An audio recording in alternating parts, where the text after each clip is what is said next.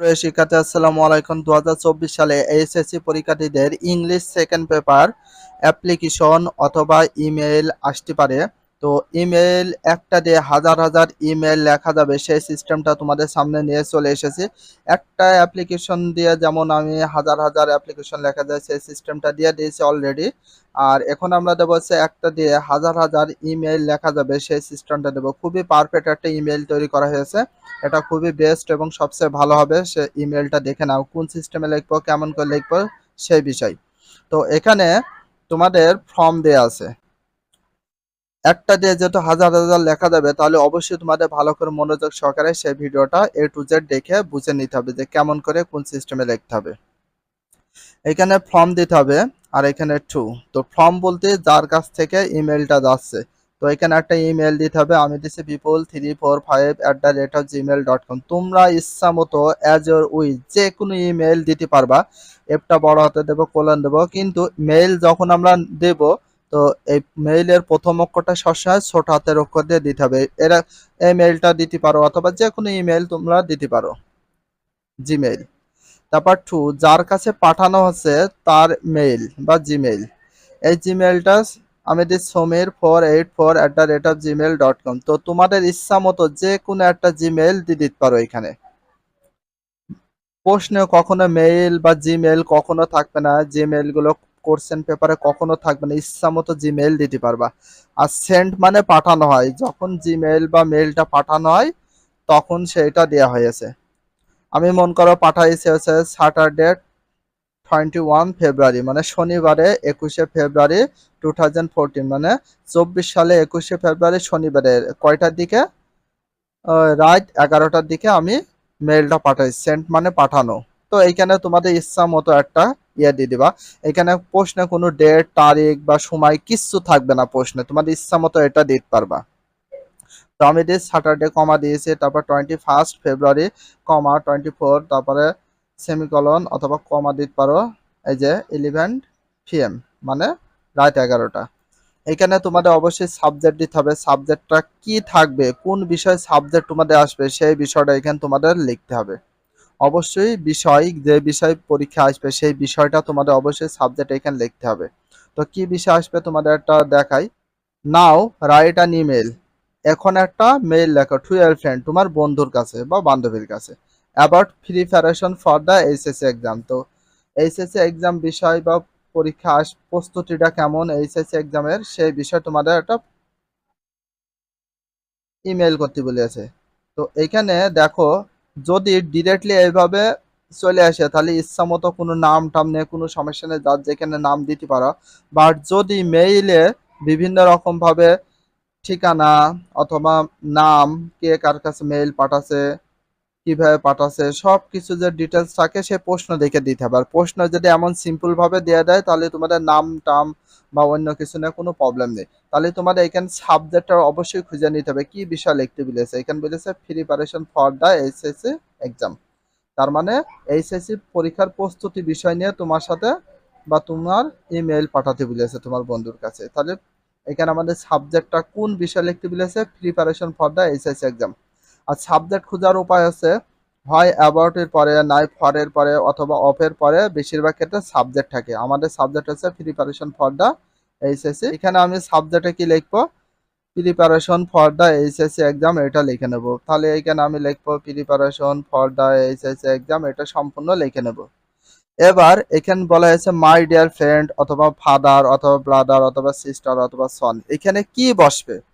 আমরা মেইলের ভিতর দেখলাম now write a email to your friend, friend, friend মানে বন্ধু কাছে পাঠাতে দিয়েছে। তোমাদের প্রশ্ন ফ্রেন্ডের কাছে বলতে পারে ব্রাদার, সিস্টার, মাদার, তারপরে সন অথবা ফ্রেন্ড, যার কাছে পাঠাতে বলবে মেইলটা, এইখানে যে নামটা থাকবে, এখানে যে নামটা থাকবে অবশ্যই তোমাদের সেটা দেবে। যেহেতু আমাদের প্রশ্নে পাইছি মাই ডিয়ার ফ্রেন্ড, তাহলে আমরা দেবো হচ্ছে মাই ডিয়ার ফ্রেন্ডটা লিখবো, আর বাকিটা দেব না।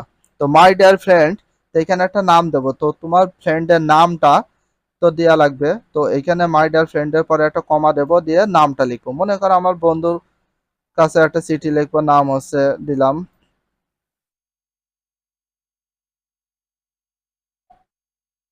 নামিল। মনে করো আমার ফ্রেন্ডের নাম হচ্ছে নামিল, যেহেতু প্রশ্নে নাম দেওয়া নেই তোমার ইচ্ছা মতো নামটা দিতে পারবা, কোনো সমস্যা নেই। তো এবার আমরা লেখা শুরু করব। At first take my cordial love. I hope you are also hale and hearty by the grace of Almighty Allah. I am pretty well with blessing of all. I got an email from you yesterday. Thank you very much from the core of my heart for your significant email. In your email you wanted to know about, তো about এর পরে এখানে subject বলতে কি দেব, এই যে এখানে আমরা দিতে চেয়েছিলাম preparation for the HSC exam. তাহলে প্রত্যেক জায়গায় যেখানে যেখানে আমরা সাবজেক্ট পাবো সব জায়গায় দেব preparation for the HSC exam. তাহলে বুঝতে পেরেছো। তাহলে যে এখানে আমরা সাবজেক্ট দিচ্ছিলাম preparation for the HSC exam, ওই সাবজেক্টটা এখানেও দিতে হবে। নাও, তো এটা তখন তুলে দিতে হবে, লেখা যাবে না। Now I would like to describe, আমি বর্ণনা করতে চাই, তার মানে কি বর্ণনা করতে চাই, preparation for the HSC exam, এই সাবজেক্টটা এখানে দিতে হবে।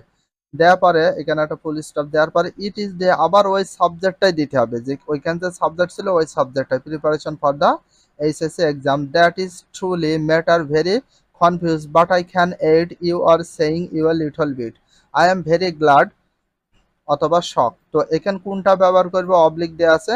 যদি মেলটায় যদি দুঃখের বিষয় হয় তাহলে দিবা হচ্ছে শক, আর যদি আনন্দের বিষয় হয় তাহলে দিবা গ্লাড। গ্লাড মানে আনন্দ, শক মানে দুঃখ। তাহলে দুইটার ভিতর দুঃখের বিষয় যদি মেল হয় শক দিবা, আর যদি আনন্দের বিষয় মেল হয় গ্লাড দিবা। To tell you a few lines about, অ্যাবাউটের জায়গায় কি দেবো, এই সাবজেক্টে আমরা যা দিয়েছি এখানেও সেটাই দেবো। Now I am writing to you about, আবার সাবজেক্ট, তার মানে এইখানে এই সাবজেক্টে যা দেওয়া হয়েছে সেই সাবজেক্টগুলো আমরা এখানেও দেবো। এবার আমরা নিচের দিকে দেখি।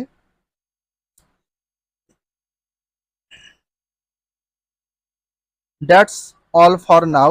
No more today. With your sound health, peaceful mind, and all the best of luck. I will meet you within very short time. Convey with my best regards to your parents and affection to your brothers and sisters. With love to all and write me as soon as possible.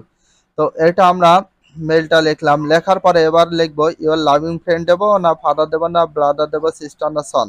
তো এখানে আমরা কি দেবো, your loving friend. তো your loving friend কেন দেবো, কারণ যেহেতু বন্ধুর কাছে পাঠাছে, তাহলে ইওর লাভিং ফ্রেন্ড যদি ফাদার মাদার কেউ যদি পাঠায়, যেহেতু আমার ফ্রেন্ডের কাছে আমি মনে করে পাঠাছি, তাহলে এইখানে আমার নামটা হবে।